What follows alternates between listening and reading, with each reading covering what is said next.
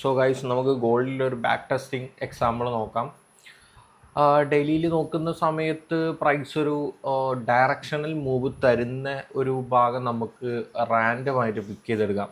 Okay, അപ്പോൾ നിങ്ങളിപ്പോൾ ഈ ബാക്ക് ടെസ്റ്റ് വീഡിയോ കാണുമ്പോഴുള്ള ഒരു ബെനിഫിറ്റ് നിങ്ങൾക്ക് കിട്ടാൻ പോകുന്നത്, നിങ്ങൾ നിരന്തരം ഒരേ ഒരു മെത്തേഡാണ് അല്ലെങ്കിൽ ഒരേ ഒരു സിസ്റ്റമാണ് കണ്ടുകൊണ്ടിരിക്കുന്നുണ്ടെങ്കിൽ അത് നിങ്ങൾക്ക് ഒന്നുകൂടെ ബൈഹാർട്ടാക്കാനുള്ളൊരു പ്രോബിലിറ്റി അവിടെ കൂടുതലാണ്. ഓക്കെ, അപ്പോൾ അതുകൊണ്ടാണ് ബാക്ക് ടെസ്റ്റിംഗ് ചെയ്യുന്നത്. ഞാൻ ലൈവായിട്ട് ചെയ്യുന്ന ട്രേഡ്സുകൾ, ലൈവായിട്ട് എടുക്കുന്ന ട്രേഡ്സുകളും ഈ ഒരു പ്ലേലിസ്റ്റിൽ തന്നെ കണ്ടിന്യൂ ചെയ്ത് പോകുന്നതാണ്. ഓക്കെ, അപ്പോൾ ഇവിടെ ഗോൾഡിൻ്റെ കേസ്, അപ്പോൾ കഴിഞ്ഞ ദിവസം നമ്മൾ നാസ് 100ൻ്റെ ഒരു ബാക്ക് ടെസ്റ്റിംഗ് സെറ്റപ്പ് വീഡിയോ ആണ് കണ്ടത്. അപ്പോൾ ഇപ്രാവശ്യം ഒരു ഗോൾഡിലാണ് നമുക്ക് നോക്കുന്നത്. അപ്പോൾ ആദ്യം തന്നെ ഞാൻ ഗോൾഡിൽ ഒരു ഏരിയ പിക്ക് ചെയ്യണം എന്ന് പറഞ്ഞു കഴിഞ്ഞാൽ നമുക്കൊരു ഡയറക്ഷണൽ മൂവ് നമുക്ക് എങ്ങനെ ആൻറ്റിസിപ്പേറ്റ് ചെയ്യാം, എങ്ങനെ കണ്ടിന്യൂഷൻ ആയിട്ട് എടുക്കാം എന്നുള്ള സംഗതി നമുക്ക് നോക്കാം അല്ലേ. അപ്പോൾ ഞാൻ നോക്കുമ്പോൾ ഇതൊരു വെനസ്ഡേ ആണ്. Okay, Tuesday, Monday. ഓക്കെ, ഇവിടെ നിങ്ങൾക്ക് ശ്രദ്ധിച്ചാൽ മനസ്സിലാവും മാർക്കറ്റ് ഈ ഒരു വെനസ്ഡേ ഈ ഒരു അതായത് മാർക്കറ്റ് പ്രൊഫൈൽ പ്രകാരം ഈ ഒരു മൺഡേയുടെയും ട്യൂസ്ഡേയുടെയും ഹൈ ടേക്ക് ഔട്ട് ചെയ്തിട്ടുള്ളൊരു മൂവ്മെൻ്റ് ആണത് അല്ലേ. അതൊരു എക്സ്പാൻഷൻ മൂവ്മെൻ്റ് ആണ്, കണ്ടാൽ തന്നെ നിങ്ങൾക്ക് മനസ്സിലാവും. സോ ഇവിടെ നമുക്ക് എങ്ങനെയാണ് ഒരു എൻട്രി ഉണ്ടെങ്കിൽ അത് നമ്മൾ എടുക്കുന്നത് എന്നുള്ളൊരു സിസ്റ്റമാണ് ഇവിടെ കാണിക്കാൻ പോകുന്നത്. ഓക്കെ, അപ്പോൾ നമുക്ക് ആദ്യം തന്നെ ഇതിലേതെങ്കിലും ഒരു ഡേയിൽ എടുക്കാം. ഓക്കെ, നമുക്ക് ഒരു കാര്യം ചെയ്യാം. നമുക്ക് ഇവിടെ ഒരു വെനസ്ഡേ മൂവ്മെൻറ്റ് ഉണ്ട് അല്ലേ. വെനസ്ഡേ ക്യാൻഡിൽ കാണാം. ഒരു ട്യൂസ്ഡേ കൺസോൾട്ടേഷൻ ആണ്. നമുക്ക് കൺസോൾട്ടേഷൻ എന്ന് പറയാൻ കാരണം ഈ ഒരു മൺഡേയുടെ റേഞ്ചിനകത്താണ് ഈ ഒരു ട്യൂസ്ഡേയുടെ മൂവ്മെൻറ്റ്സ് കാണുന്നത് അല്ലേ.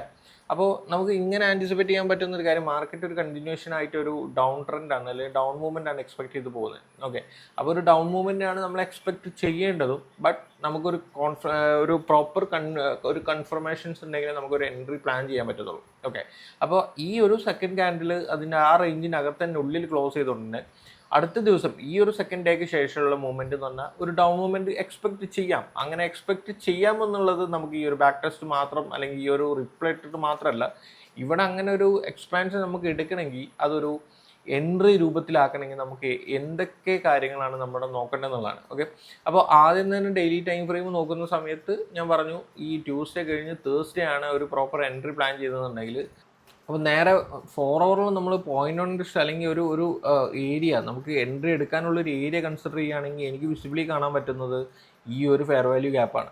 ഓക്കെ, ഈ ഒരു ഫെയർ വാല്യൂ ഗ്യാപ്പിൽ നിന്ന് മാർക്കറ്റ് റിയാക്ട് ചെയ്യുന്നതിനനുസരിച്ചായിരിക്കും എൻട്രി പ്ലാൻ ചെയ്യുന്നത്. മാത്രമല്ല ഇവിടെ ഒരു ഈക്വൽ ഹൈ ഫോം ചെയ്യുന്നു. ഓക്കെ, അത് മാത്രമല്ല ഇവിടെ ഒരു അക്യുമുലേഷൻ ഫേസും ആണ്. ഓക്കെ, അപ്പോൾ ആ ഒരു ഫെയർ വാല്യൂ ഗ്യാപ്പിൽ എത്തുന്ന ടൈമിലായിരിക്കും എൻ്റെ എൻട്രി എന്ന് പറയുന്നത്.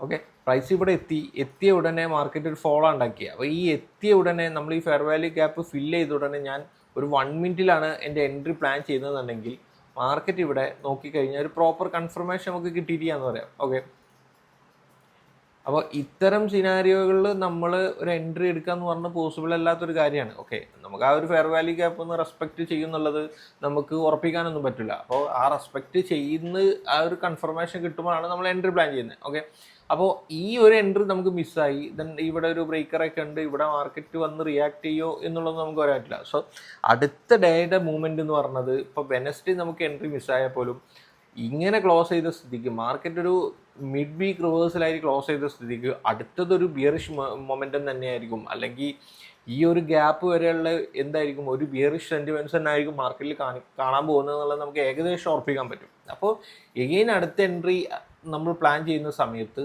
ഇപ്പോൾ ഇവിടെയുള്ള ഒരു സോൺ നോക്കുക. ഇവിടെ നിലവിലുള്ള ആ ഒരു സ്ട്രക്ചർ ബ്രേക്ക് ചെയ്തിട്ട് ഒരു ക്ലോസ് ഒക്കെ ആയിട്ട് നല്ല ഡിസ്പ്ലേസ്മെൻ്റ് ആയിട്ട് കിട്ടുന്നത്. ഓക്കെ, അപ്പോൾ നമ്മൾ ഒന്നുകൂടെ 4 hour ഒക്കെ 1 hour നോക്കുന്ന സമയത്ത് മാർക്കറ്റ് ഒരു റീടെസ്റ്റ് എടുക്കുന്ന സമയത്ത് നമുക്ക് എൻട്രി പ്ലാൻ ചെയ്യാന്നുള്ളതാണ്. ഓക്കെ, അപ്പോൾ ഇവിടെ വളരെ അടുത്ത് പ്രൈസ് റിയാക്ട് ചെയ്യാനുള്ള ഏരിയ എന്ന് പറഞ്ഞാൽ ഈ ഒരു ബ്രേക്കർ ആയിരിക്കും.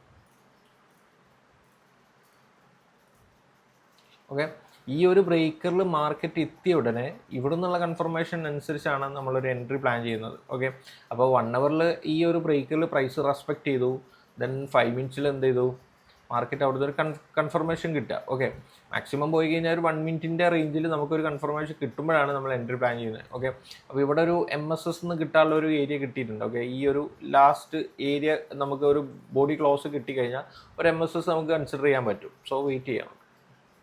മാർക്കറ്റ് ഇവിടെ ഒരു ബോഡി ക്ലോസ് കിട്ടി അല്ലേ, ഒരു MSS ഇവിടെ കിട്ടി. കാര്യം മാർക്കറ്റ് ഇവിടെ ഒരു ബ്രേക്ക് ഓഫ് സ്ട്രക്ചർ ഉണ്ടാക്കിയ സ്ഥിതിക്ക് ഈ ഒരു ലോ ബ്രേക്ക് ചെയ്ത് കഴിഞ്ഞാൽ നമുക്ക് എൻട്രി നോക്കാം. ഓക്കെ, പിന്നെ ഇവിടെ കാണാൻ പറ്റുന്നത് എന്താ, നമുക്കൊരു ഫെയർ വാല്യൂ ഗ്യാപ്പാണ്. ഓക്കെ, ഈ ഒരു ഫെയർ വാല്യൂ ഗ്യാപ്പിൽ പ്രൈസ് റെസ്പെക്ട് ചെയ്യുന്ന സമയത്ത് നമുക്ക് എൻട്രി പ്ലാൻ ചെയ്യാം. ഓക്കെ, ഇങ്ങനത്തെ ഒരു സിനാരിയോ വരുന്ന സമയത്ത് നമുക്ക് എങ്ങനെ എൻട്രി നോക്കാം?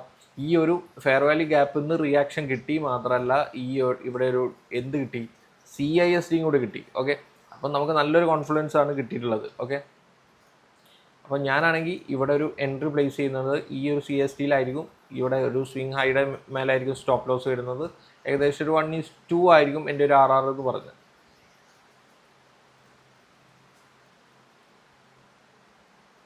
വളരെ സിമ്പിളായിട്ട് നമുക്ക് ഈ ഒരു ട്രേഡ് എക്സിക്യൂട്ട് ചെയ്യാൻ പറ്റി.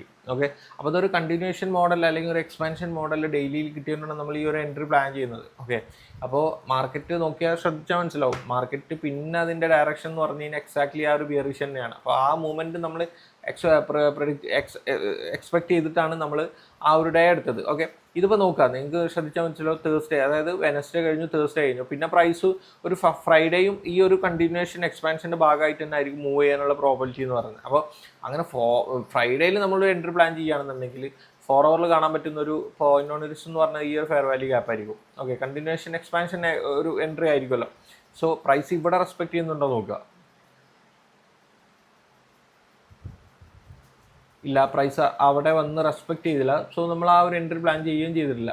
ഓക്കെ, അപ്പോൾ നമ്മൾ ഒരു എൻട്രി നോക്കുന്ന സമയത്ത് നമുക്ക് പ്രോപ്പറായിട്ടുള്ള കോൺഫിഡൻസ് കിട്ടുന്ന സമയത്ത് മാത്രമേ നമ്മളൊരു എൻട്രിനെ കുറിച്ച് ചിന്തിക്കുന്നുള്ളൂ. ഓക്കെ, അപ്പോൾ ഇങ്ങനെ ഒരു എക്സ്പാൻഷൻ മൂവ് ഉണ്ടാകുന്ന സമയത്ത് ഡെയിലിയുടെ ബയാസ് അനുസരിച്ച് നമ്മൾ ടൈം ഫ്രെയിം അലൈൻ ചെയ്യുന്ന സമയത്ത് നമുക്ക് പ്രോപ്പർ എൻട്രി കിട്ടുകയും ചെയ്യും. നമുക്ക് അൺനെസസറി ആയിട്ടുള്ള എൻട്രീസിലോട്ട് നമ്മൾ പുഷ് ചെയ്യാതിരിക്കുകയും ചെയ്യും. ഓക്കെ, അപ്പോൾ ഈ വീഡിയോ കണ്ടു നോക്കുക. നിങ്ങൾക്ക് ഇതിൽ നിന്ന് എടുക്കാൻ പറ്റുന്ന എന്തെങ്കിലും കാര്യങ്ങളുണ്ടെങ്കിൽ നിങ്ങളുടെ ആ ഒരു ട്രേഡിംഗ് ജേർണിയിൽ ഉൾപ്പെടുത്താൻ പറ്റിക്കഴിഞ്ഞാൽ ഈ വീഡിയോൻ്റെ വിജയം അതാണ്. ഓക്കെ, അപ്പോൾ നമുക്ക് നെക്സ്റ്റ് വീഡിയോയിൽ കാണാം. ഓക്കെ, അപ്പോൾ ബൈ.